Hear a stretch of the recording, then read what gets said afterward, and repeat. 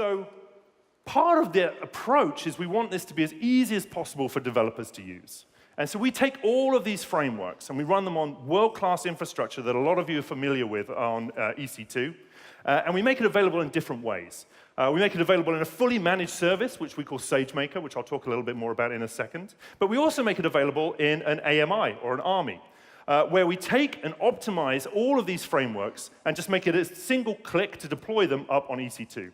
And this DIY approach is really popular with scientists and applied machine learning developers who want to get in and tinker at a very, very low level and potentially even build more frameworks going forwards. But as Werner's been talking about, we see a definite trend with more and more developers turning to use containers.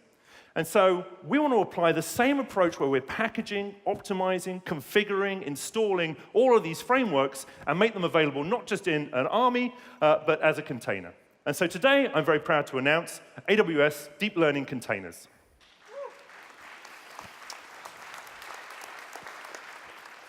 These deep learning containers allow you to quickly set up deep learning environments up on EC2 using Docker containers. They run on Kubernetes or ECS and EKS. We've done all the hard work of building, compiling, generating, configuring, optimizing all of these frameworks. So you don't have to. And that just means that you do less of the undifferentiated heavy lifting of installing these very, very complicated frameworks and then maintaining them because they all move very, very quickly. And we'll be releasing new containers as new major versions are made available for TensorFlow and MXNet. And we'll be adding PyTorch very, very soon.